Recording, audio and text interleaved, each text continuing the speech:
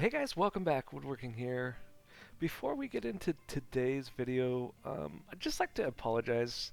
Um, I'm well aware that I haven't put out a video for about a month and a half, and I had some good reasons for doing that, but let me just tell you. So I took an analyst position for a competitive team. Somebody came to me and offered it to me, and it's what I like doing.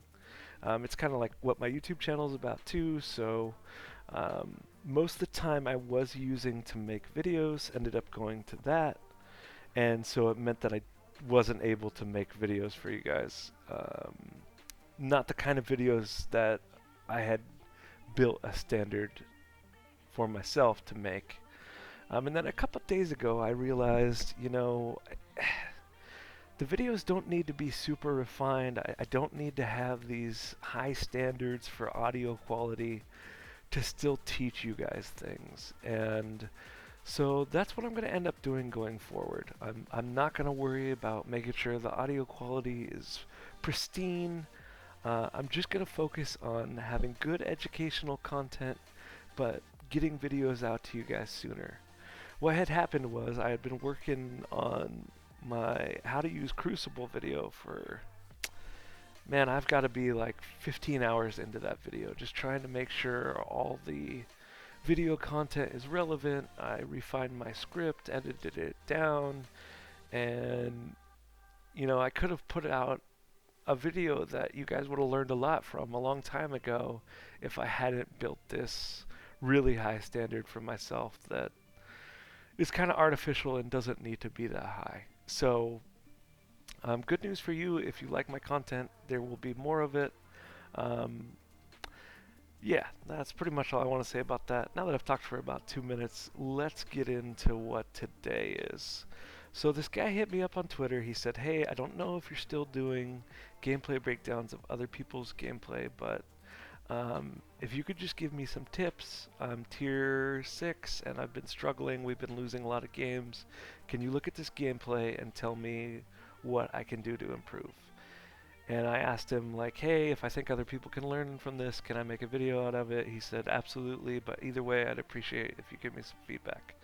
So this is kind of going to help him more than other people, but as I've said in some of my videos, he does a lot of things I did when I was his tier, and even higher than his tier. So you guys can learn a lot from this. Don't ever think that just because you're POA or Vainglorious that you can't learn something from watching somebody play that's a lower tier than you. So going into this game, obviously this guy's not doing drafts, so he's getting blind picked into the other team. I'm assuming he picked Phinn because he thinks he synergizes well with Fox, which he does, and Glaive to some extent. Um, right now, in this meta, I'm not a big fan of Phinn. He's very slow, and he's a big target, and he allows people to stack Breaking Point and to some extent Broken Mist stacks on him very easily without him being able to dodge them. So I personally haven't been playing a lot of Phinn. It doesn't mean you can't have success with him, but keep that in your head. That's something you're going to need to avoid when you're playing Phinn. If you think about who they did end up playing this game against, the Lyra Fortress combo, think about what, and Ringo, excuse me, think about what your win conditions are. Like, if the game goes in an ideal fashion for you, how do you win this game? What does your comp do best? Right? And so, ideally, because they're going Crystal Power Vox and Weapon Power Glaive, once Phinn gets to level 6, and even before then, they're going to isolate a target either with Finn's pull or Glaive's afterburn, preferably Ringo, and they're going to burst that single target down and then work on the other two. And when Fortress gets his wolves, Finn's going to pop War Treads so they don't fight with wolves up. So going into this game, that should be your mindset. focus on those win conditions and make that happen through your positioning and your gameplay. That's what you're looking for. So you see right there, like Glaive got way too excited about using that afterburn. Ringo was positioning correctly. Glaive shouldn't even use the afterburn there. Like, even just coming to the lane and showing Ringo you're there is enough early game that you don't have to kill him. So if you're a jungler and you're doing your part and you're coming to lane, don't worry about having to get that afterburn on Ringo if it means you're not going to actually connect. And you'll see actually this Glaive doing this. And so like the person that gave me the video isn't the Glaive, but just as an advice to junglers. Focus on your positioning. Like the afterburn shows you exactly how far you can get with it. And this guy uses the afterburn consistently and knocks people away from them. And I just said the win conditions are isolating a target. You want to isolate that target, especially if it's Ringo, towards your team, not away from him, away from your team. There he's trying to do a little bit better, but still, like, he didn't get it. So be more patient or position differently or just walk away. You don't always have to get the afterburn in when you come to lane. As for the guy who actually asked me for help, the only thing I don't like that he's done so far is his build. So he built boots, which is fine, and an O-cart first buy. I think, especially with a crystal power Vox, it's going to be much more advantageous for him to get an Iron Guard contract instead of the O-cart, because it allows him to have a better sustain in lane, which they're going to need, right? They're going up against a Lyra. She has a heal. She's going to keep Ringo full health, and him and our hero here, our Phinn, and his Vox don't have that sustain, right? So he should have built an Iron Guard contract here. I'm fine with the boots. I'm even fine if he wanted to go just straight up O-cart and Iron Guard contract. But you're going to see Vox and Phinn constantly being lower than the enemy because they have a Lyra. One thing you'll see this Phinn player do is kind of like meander around aimlessly, right? It's almost like he's restless, and I've talked about this in other videos. He doesn't know what he can be doing. Like right now, he knows he needs to be in lane protecting his laner, but he doesn't know what he should be doing. So because he's playing a game, he wants to keep walking back and forth, which is fine, but he kind of gets into this mode where he reacts really slow when you saw there like Fortress comes to the lane.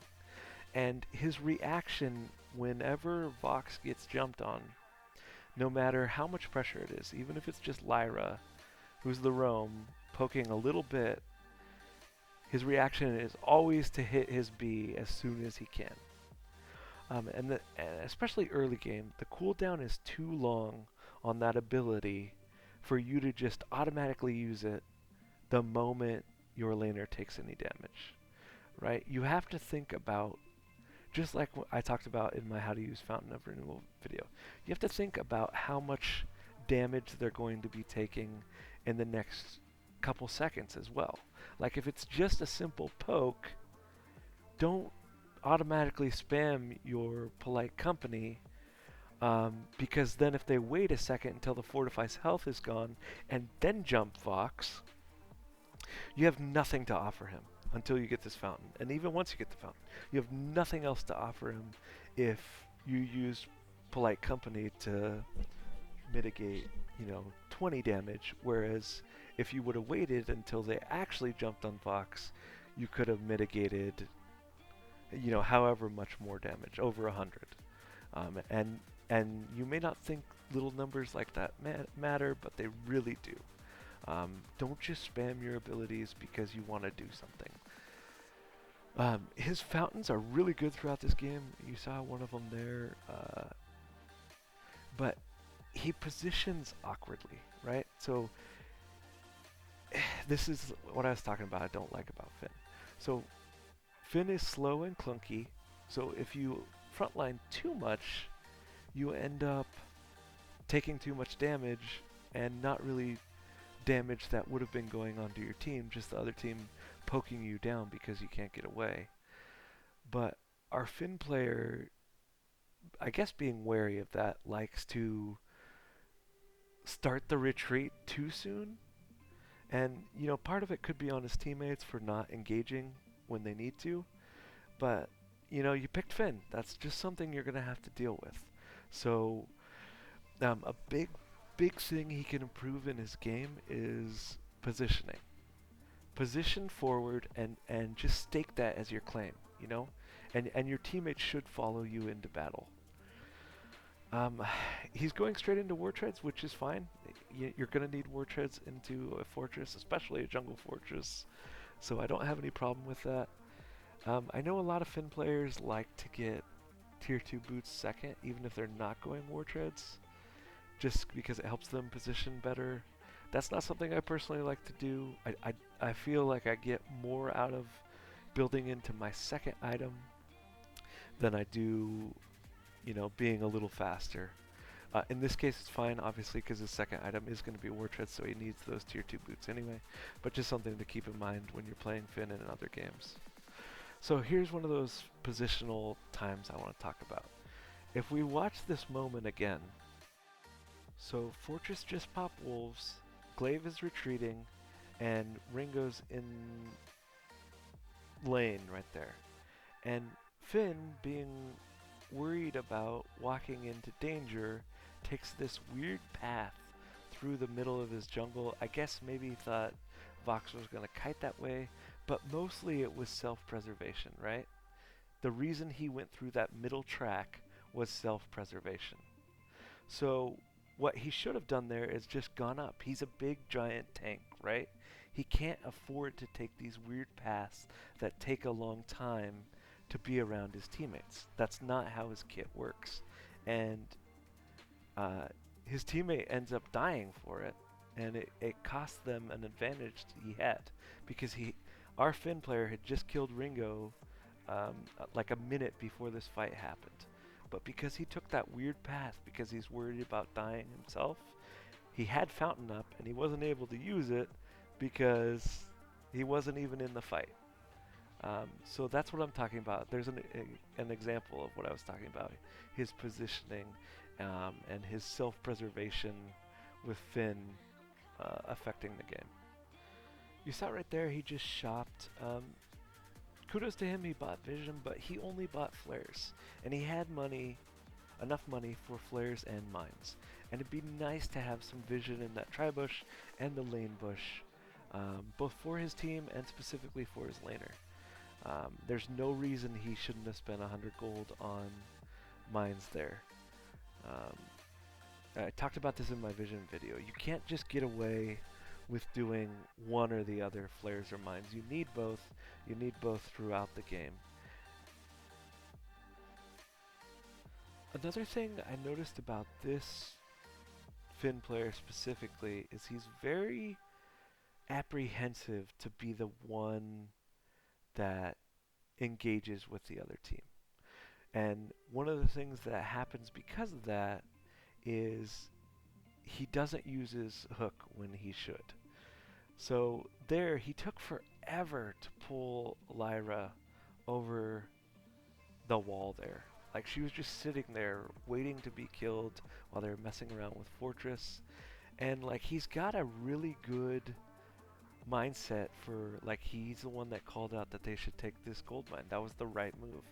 They had an advantage, and that was the right move. Okay, let me hold that thought for a second. So there's one of the moments I talked about. You saw how he just started running away while his Vox was on enemy lines? There's no reason Finn should be leading the charge away.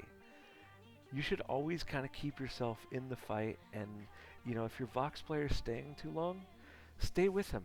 Like, he wasn't overextended. You had just taken the gold mine, but instead Finn wants to be the first to run away and be with his teammate, and he gets forced to use Fountain there for no reason. So don't take yourself out of that fight like that. Talking about his build real quick, I don't understand why he just bought flare gun. Um, what is he going to build that into? Contraption? I talked about this once again in my vision video. Having a flare gun is not an excuse to not buy flares. So there's no reason he should be building into a flare gun right now. He should be building, if it was me, I would start building into Atlas. Because right now the team doesn't have one, and besides Fortress's Wolves, which he already got War Treads for, Ringo's attack speed is his biggest threat, and the team needs an Atlas. And I know it's hard to land Atlas with Phinn, another reason I don't like him, but you can combo your pole or your War Treads at times with an Atlas and get it to land. So here's another example of the positioning I was talking about. Why is our Phinn player backlining when his team's all the way up in the jungle? Like, even if you don't think that's where they should be, well, nothing's going to come of it if you're all the way backlining. I said he's got good fountains. There's another good fountain. But he could have done more. Like, he's too worried about himself getting away that he ends up costing both his teams. So if you go back and look when they were under Goldmine, what Phinn should have done there is turned around and walked towards the enemy's jungle. And if the enemy team stayed on him, fine. If they didn't, which they probably wouldn't have because Glaive was low, he should have used his pull to pull Fortress away from Glaive so that Glaive could have gotten out. Because he didn't do that, he's forced to use Fountain, which it was a good Fountain usage. I'm not faulting his Fountain usage, but he shouldn't have even had to use Fountain there because he should have just sacrificed himself so Glaive could get out. So if he turned around and pulled Fortress off of his Glaive, they don't get aced, they don't lose these turrets, and yeah, Phinn dies, but Glaive stays alive. So I'm trying to give you specific examples of where if he would have changed the way he played, things would have gone better. And it's the biggest thing with this guy is his positioning. Like, the way he's positioning more as a backline roam. So if that's the way you like to play the game, pick somebody that's a healer like Lyra or Adagio that plays better from the backline where you don't have to be frontlining. It's fine if that's your playstyle, but you can't play that playstyle on heroes that aren't meant to be played that way. Alright, so he has War Treads, and Fortress popped Wolves, and instead of War Treading his team out when the Wolves were popped, they all decided to stand there and fight and not kill the Wolves. You cannot do this against Fortress. You can't fight with Wolves up. So you either need to kill those Wolves quickly, or you need to hit War Treads and pick a better engage. That's just the way you need to play against Fortress. And that's the reason you bought War Treads first. Or it should have been the reason you bought War Treads first. And then another thing, one bad fountain here, and I get it, maybe he didn't want to use it on himself and he did get bursted down pretty fast, but it is terrible to die and have your team all die while you still have fountain available. So if that means you have to use it on yourself, use it on yourself, because you know death timers by this point are pretty long, and he would have had fountain up by the time they need to use it again. What did he buy Crucible for? Like, don't just. I think he's just building the same way he always does with Phinn. What is Crucible for? Explain it to me. Like, what does it do for his team? It makes Polite Company stronger. He gets more fortified health. Wouldn't it be so much better to have the potential opportunity to Atlas Ringo rather than being able to what are you going to block? Honestly, tell me. You're going to block maybe Ringo's ultimate? So that mitigates maybe 200 damage, whereas if you Atlas him, it mitigates up to 1,000 damage. I don't understand. And then you have defense against Ringo, who just bursted you in like 4 shots there.